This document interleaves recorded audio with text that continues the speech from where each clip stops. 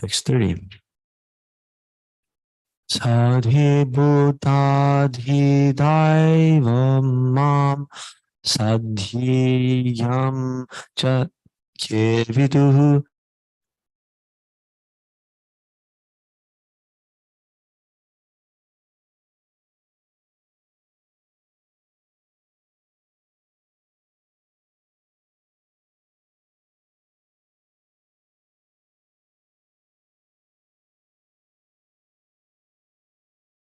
All the demigods, and as the one sustaining all sacrifices, can with steadfast mind understand and know me even at the time of death.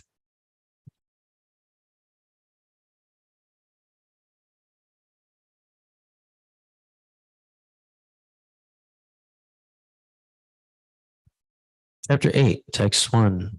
Arjuna uvacha kim tad brahma kim atyatmam kim karma purushottama adhibhutam cha kim proktam adhidhaivam kim uchyate.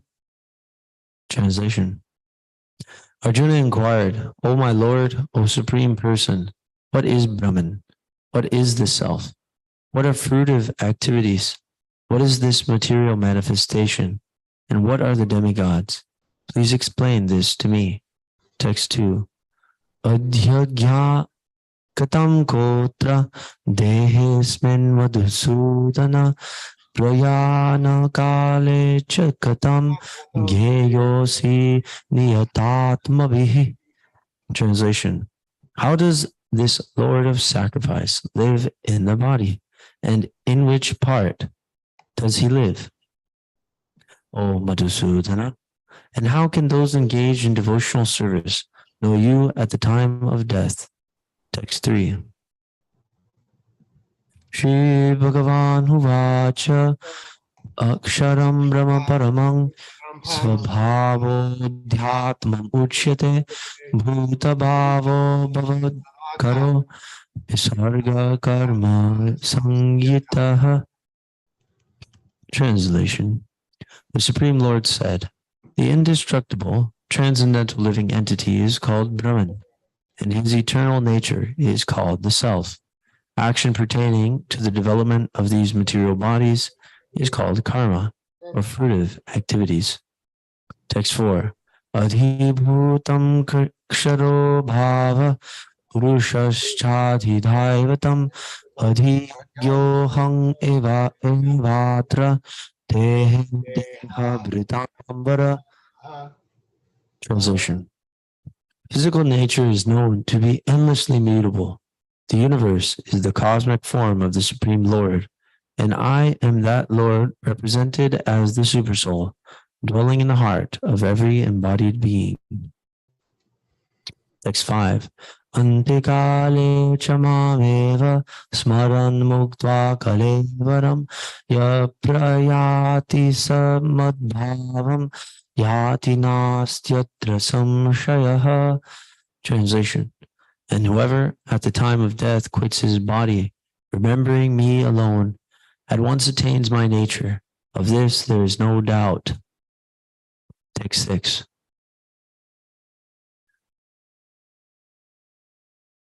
Yam yam vapi smaran bhavam dhyajatyanti kalivaram tam tam evaiti kondeya sudhatat bhava bhavitaha. Translation. Whatever state of being one remembers when he quits his body, that state he will attain without fail. Returning to chapter 7, text 26.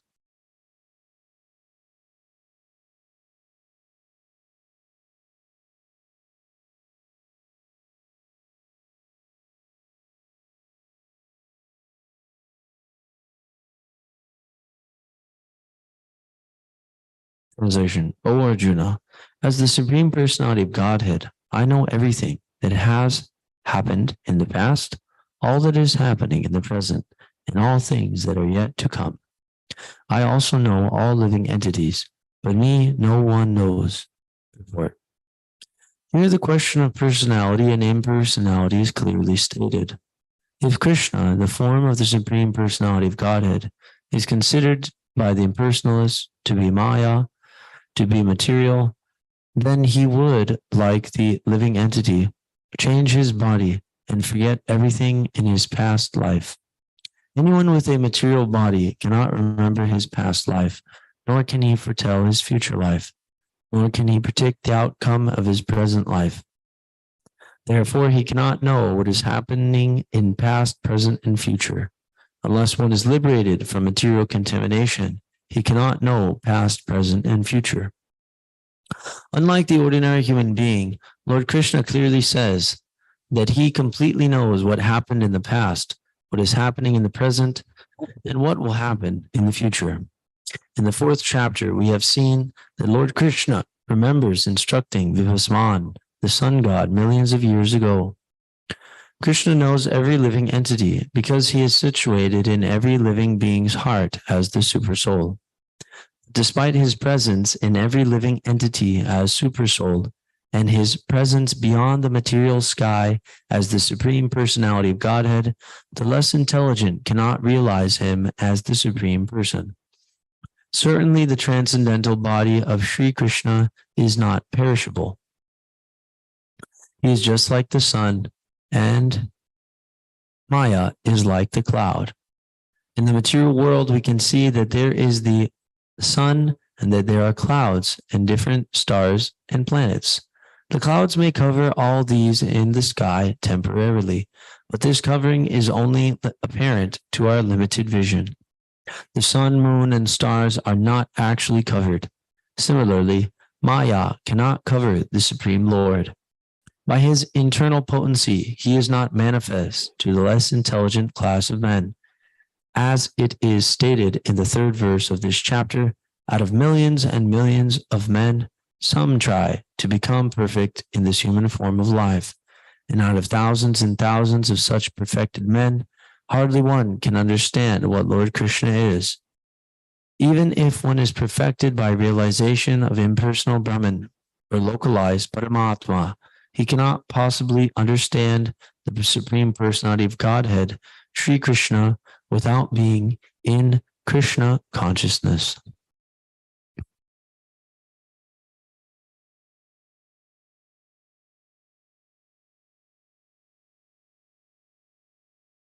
So this verse is mentioning that the Lord is the Supreme Personality,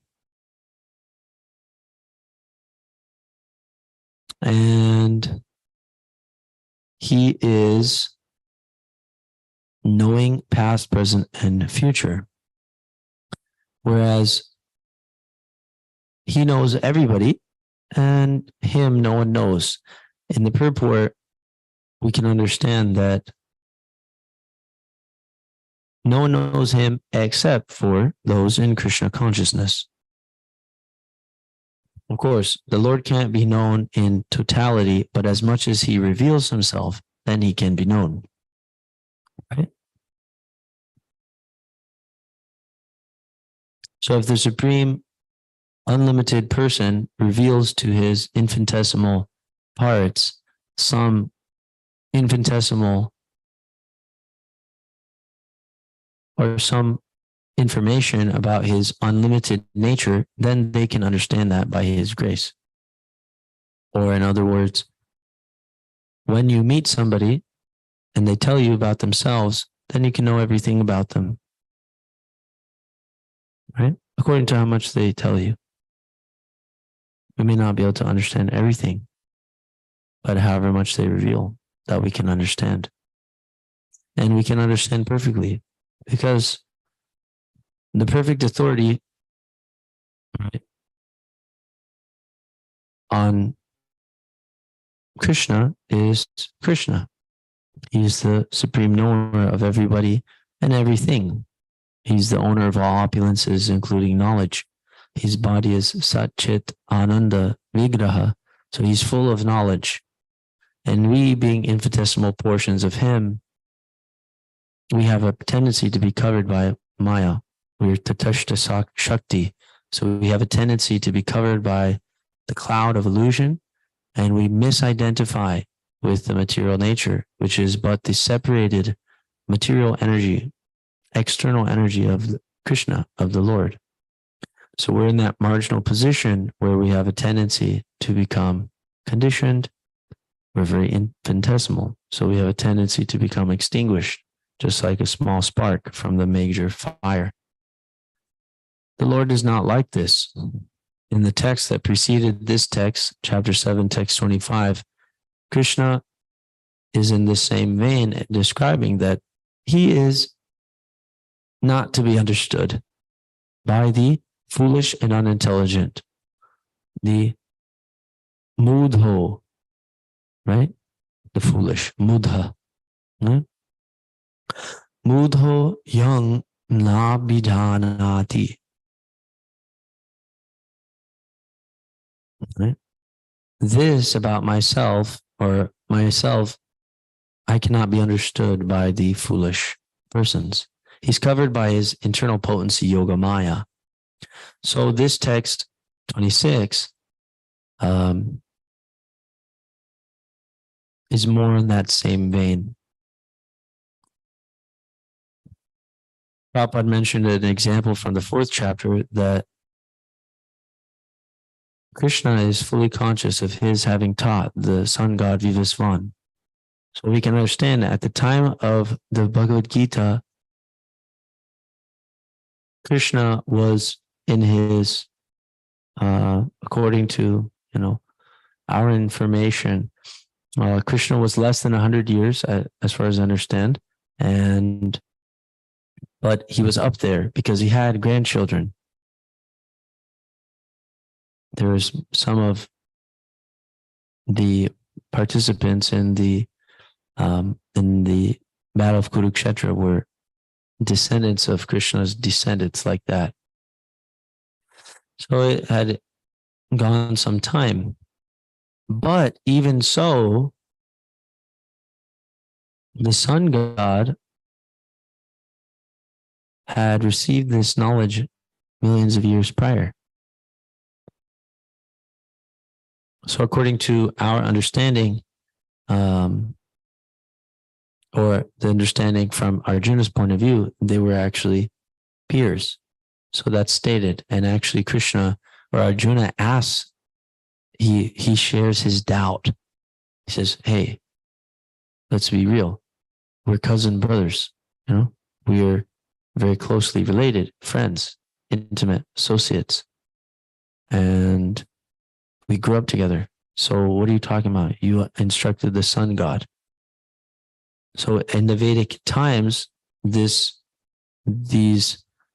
lineages of the Kshatriya warriors, the administrative class or the aristocratic class of rulers, this was understood. Surya Vamsha, that's the line of Kshatriyas coming in the dynasty of the sun god. And there's also the Chandra Vamsha or the like that. They're in the line of the moon god. And actually Krishna took his birth in the dynasty of the moon. And when he appeared, then the moon, even though it was only the 8th day of the moon cycle, the moon appeared as if it was a full moon. So similarly, or what I'm trying to point out or emphasize here is that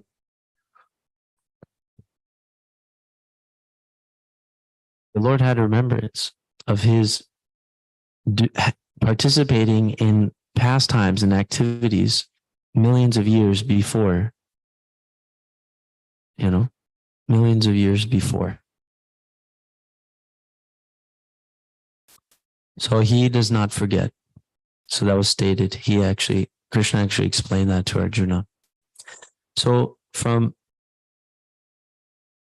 our point of view, we may be looking from here and we may see that the sun is covered by a cloud or maybe a certain star or the moon in the sky, especially when it's like full moon night sometimes there's like a very beautiful silver cloud that passes over the moon.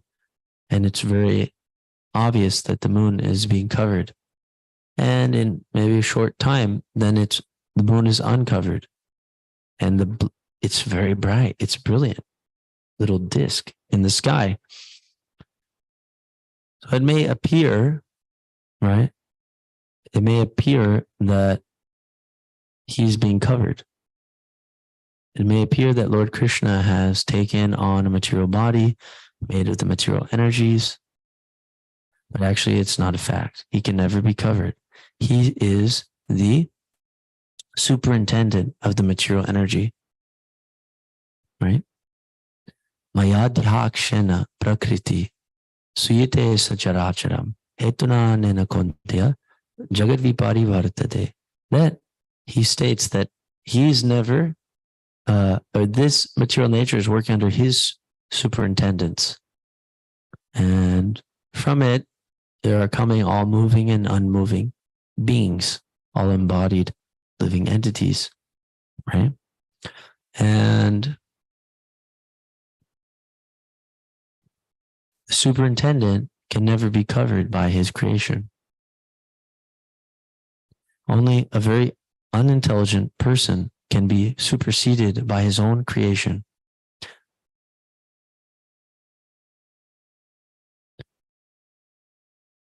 There's actually a lot of movies which are based on this point, that the robots rise up and become rebellious against the human society, which has actually created this artificial intelligence, right? But it's not very, it's not a very glorious, situation for the human society that we can create something which actually destroys us. It's not a very big plus, not a very impressive, situation,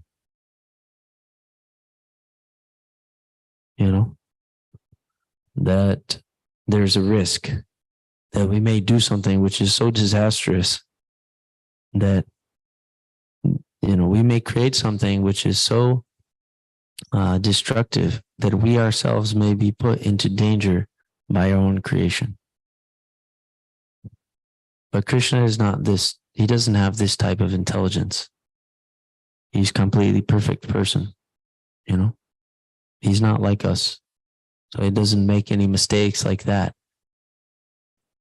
Maya, or the material energy, is under his control. He says, Mama Maya. This energy is mine, right? He says, this energy of mine is very difficult to overcome, but those who have surrendered unto me can easily cross beyond it. Why? Because as soon as he decides, then Maya will let up, Actually, there's a wonderful verse in the Bhagavatam which states that there's a knot in the heart, and that knot is actually cut. Kibadrani. That there's actually a hard knot in the heart which is actually slashed or cut to pieces. And the chain of fruitive actions is actually stopped. This happens when we actually hear the pastimes and the name of the Supreme Lord. And then all the inauspicious things in the heart are destroyed to zero, are almost completely destroyed. We're situated in goodness, and we get a taste for devotional service. We engage in devotional service, and then the chain of fruitive activity is completely broken. So this knot in the heart is cut to pieces by the process of devotional service. So it's his knot,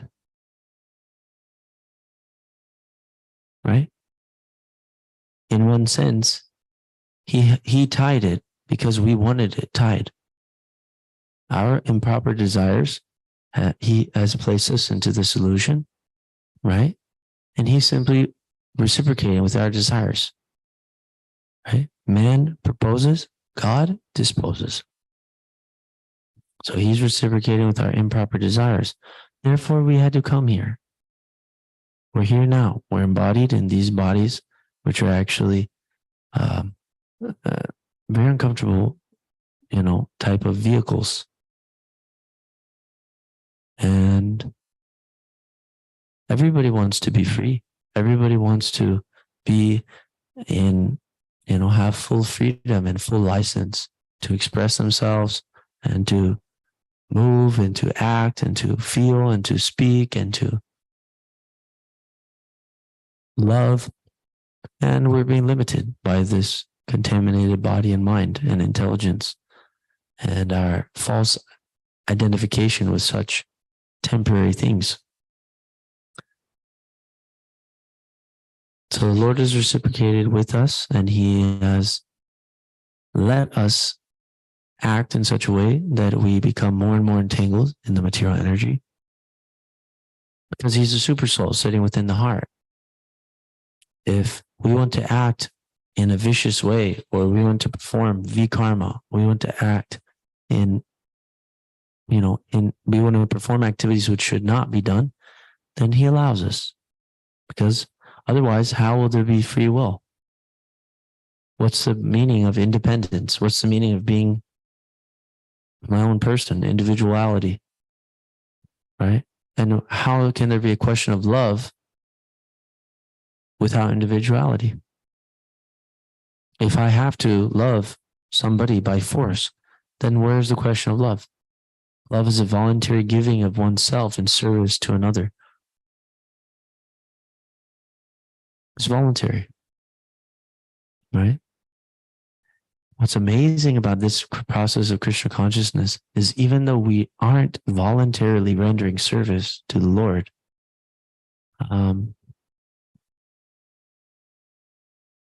spontaneously, right? We can do it by good association, right? By good association, we're able to follow the rules and regulations.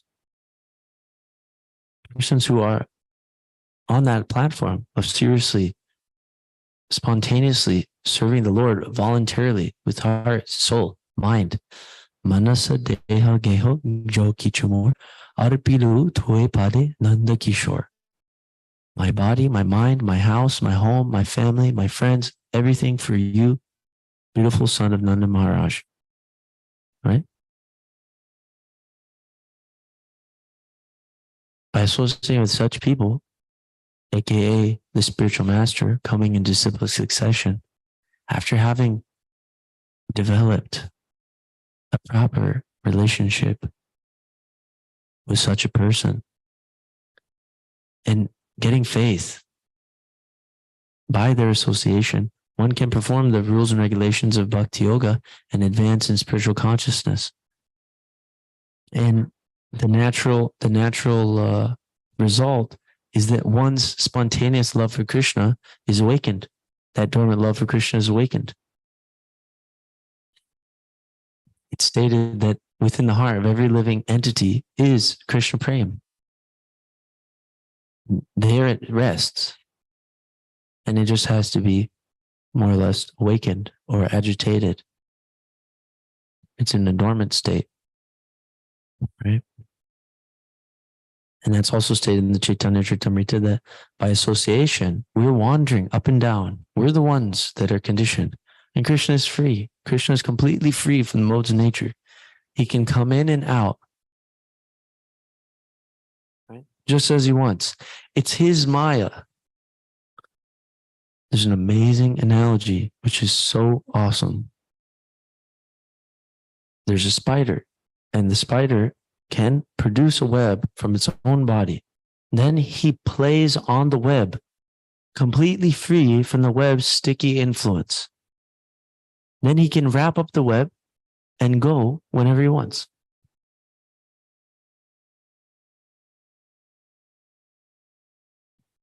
In this way, Krishna is completely free from the modes of material nature.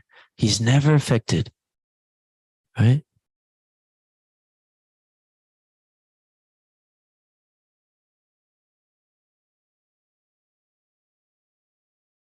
There's in the verse where in chapter 4, text 13, he states, Chatur Varnyamaya Shrishtam Guna Karma Vibhagasha Kartaham, where is it?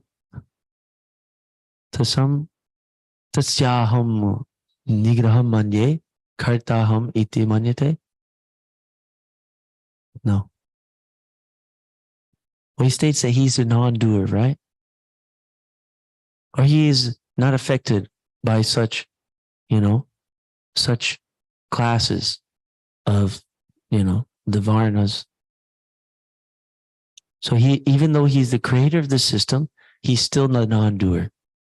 That's how it's stated in the translation. Let's see what it said. We have the book here. So in this way, he's completely free from the modes of nature. Vidya kartaram avyayam. So that word again, avyayam, right? He's unchangeable. So you should know that I'm yet the non-doer, being unchangeable. So he's not affected by the modes of nature or these varnas. He's actually the master of them. But we're caught up. And as soon as we meet the spiritual master, the bona fide spiritual master, and by his mercy, by developing a proper service attitude, including, or the proper attitude, including service and submissive inquiry, then we can receive the seed of devotional service. And by watering that seed and carefully protecting that creeper of devotional service, then we can advance. So those are some points from me. Thank you for your kind attention. Are there some comments and questions? Okay, I saw Mataji first, and then Jagannath.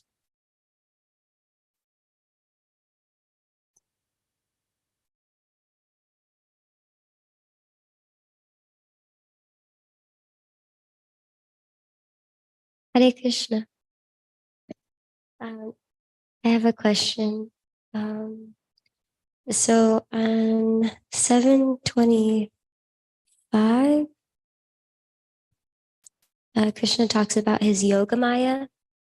I was wondering if you could elaborate on what the difference between Yoga Maya and Maha Maya is and how they both influence us. Because I had this misconception that Yoga Maya was Krishna's energy, illusory energy that would influence like Mother Yashoda and in her pastimes and all the Vrajabasis. And so yeah, can you explain the difference? Yeah. Let's see if we can find anything in here. I did look in the index for Mahamaya. I didn't find anything. Okay.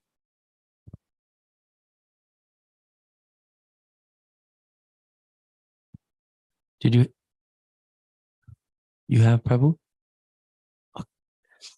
So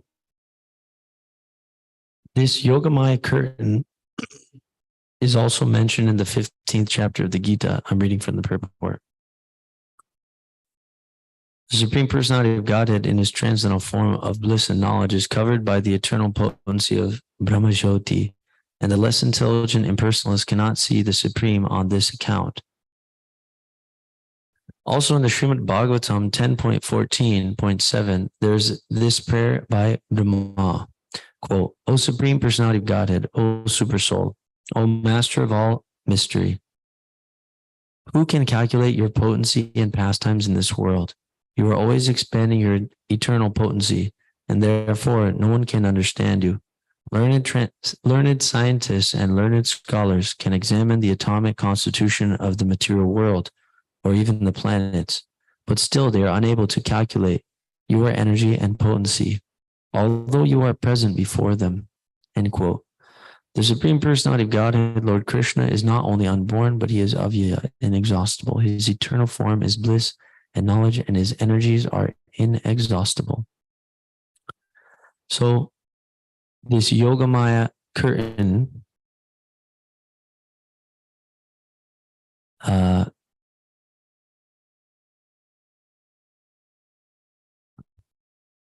is mentioned in the 15th chapter. And we can go there. Let's explore some more. So in the 15th chapter, there's also the verse in the Sri Ishopanishad, which the Hiran Mayana Patrena, that the devotee is praying that the Lord be uncovered. What we can understand is that Yogamaya is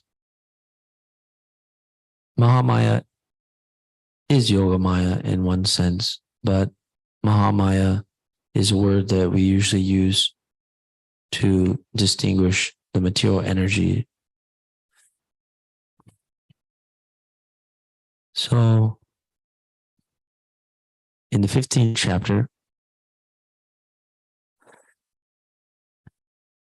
it's stated that they're struggling with the material nature. He's carrying his consciousness from one body to another. I'm just reading the translations here.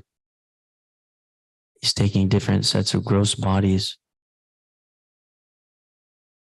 I'll go to the beginning of the chapter. You have Prabhu?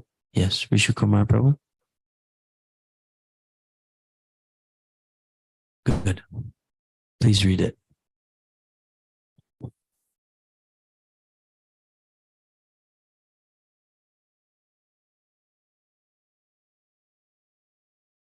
Srila Prabhupada, regarding your questions, this is really loud. He didn't say that, but regarding your questions, your first question, are great sages put under Yoga Maya or Maya? Also, are all the eternally liberated souls under Yoga Maya? Yoga Maya means the mercy of the Supreme Lord, which connects a devotee in the transcendental loving service of the Lord. And Mahamaya means the external potency of the Lord, which puts a conditioned soul into illusion, that he will be happy by material adjustment. So great sages who are impersonalists are also under the spell of Mahamaya, because a conditioned soul in the material world wants to improve his material position as exalted as possible, and the concept of becoming one with the Supreme Lord is the greatest illusion for them. Because it is a trap that nobody can be equal, because it is a fact that nobody can be equal or greater than the Supreme Personality of Godhead, and as such, anyone desiring to become one with the Supreme means that he is still in the trap of Maya. On the other hand, a humble devotee who may not be a great sage, but simply by his implicit acceptance of the lotus feet of the Lord as the goal of his life,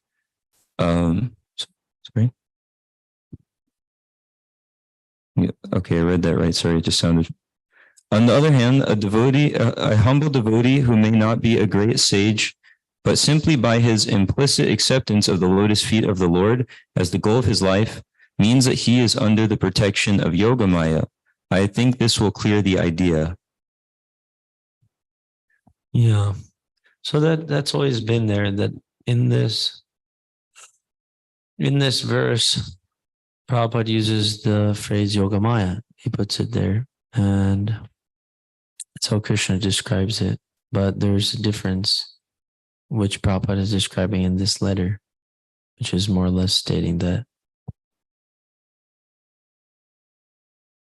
there is a distinction. Okay. And just in one other spot I saw just before that in Srimad Bhagavatam, in one purport, Srila Prabhupada says that Yoga Maya, the energy of Yoga Maya and Mahamaya keeps the living entities sleeping in this material world in the great darkness of ignorance. So there he's saying both are acting here. From my understanding, in short, Yoga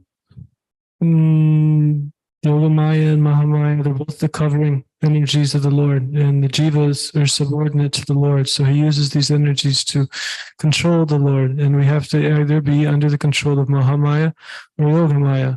Mahamaya binds us covers us to illusion and allows us to think and pretend we're God and enjoy material energy when actually everything is spiritual and coming directly from Krishna.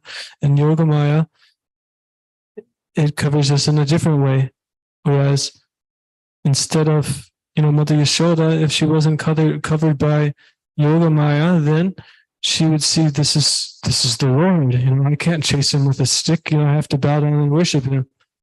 And similarly, Krishna allows himself to be covered by Yogamaya to enact the pastimes also. Not that when he's running from Mother Yashoda, he's like in his position as the Lord and he's running. Like, no, he's actually feeling afraid. He's terrified. He's running. He's relishing the rasa. And this is all due to his potency, which is Yogamaya. My question would be, to what extent is there of these potencies in the Vaikuntha, where there's, all awe and reverence? Because then, there's not Maya of the material world. And from my understanding of Yogamaya, it's not there.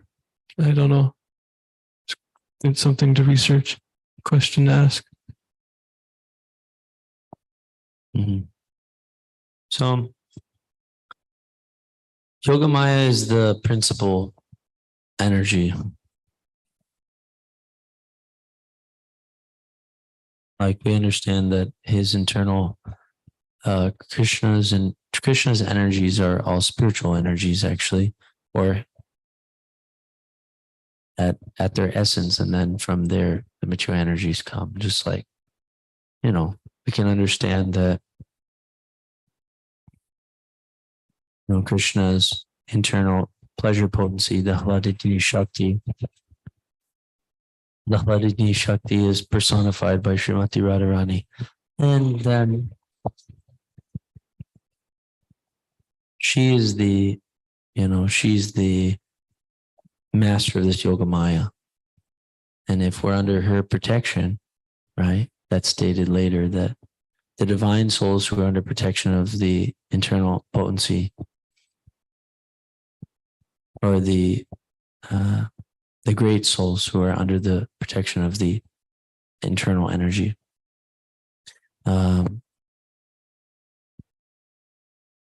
they're always engaged in service. So, but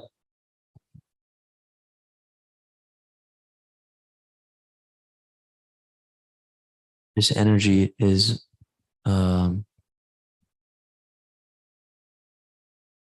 there's some sort of a mutation or an expansion, and then she becomes Durga Devi like that, and then she covers the living entities.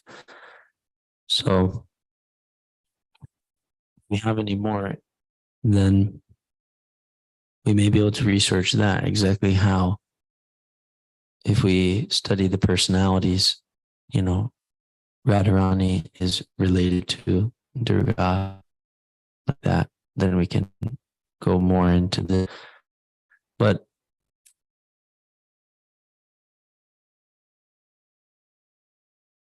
we can also see here, there may be some devotees that have wondered this too, why Prabhupada put here Yogamaya, or why Krishna says Yogamaya when it sounds like from the purport Mahamaya is being referred to.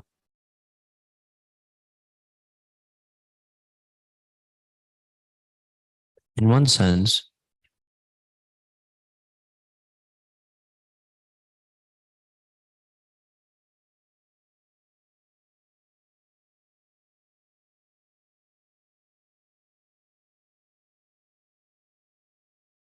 what's interesting, just connecting the two verses, right? We heard in the purport to 26 that the Lord is like the sun and Maya is like a cloud. And actually, it may appear that he's being covered, but actually he's not. And that's in regard to the material energy. But he can be covered by his Yogamaya, right? He allows himself to be covered by his Yogamaya, but never by the material energy. So maybe that's there, that because Prabhupada writes in the translation, I am never manifest to the foolish and intelligent. For them, I am covered. But we just heard in the next purport that Krishna is never covered, just like the sun is never actually covered by a cloud. It may just appear that way for us. So the impersonalists, we look upon that cloud and we say, hey, there's no God there. Right? He can never be covered by that cloud, actually, which is the material energy.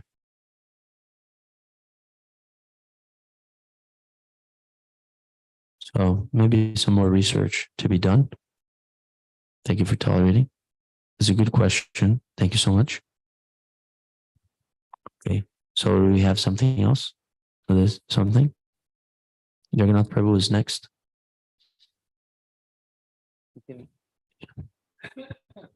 How good you are at sports. Thank you for the nice class. I really enjoyed it. Yeah, I had a comment and a question I'd like to share with you. If that's all right. So my comment was that I did like what you said about us wanting the knot in the heart to be tied. It's really sobering to realize that it's actually our fault that we're here in this material world suffering. So I thought this was nice. And my question was, why do we desire to enjoy separate from God or Krishna? Even though he tells us, like, yeah, maybe you could just answer that general question. Well,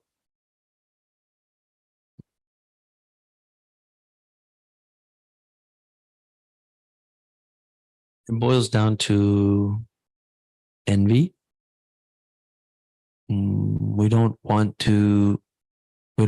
Krishna to enjoy because we want to enjoy like he does. So then we try to pretend like it doesn't exist and we have to come here. And lust covers us. So Krishna tells Arjuna that it is lust only.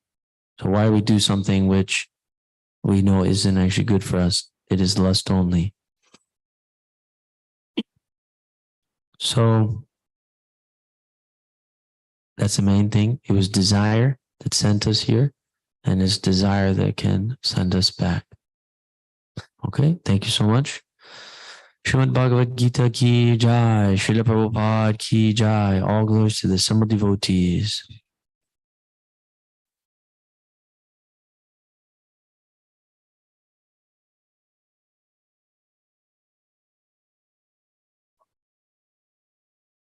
Yes, that's the question. Good mention there, but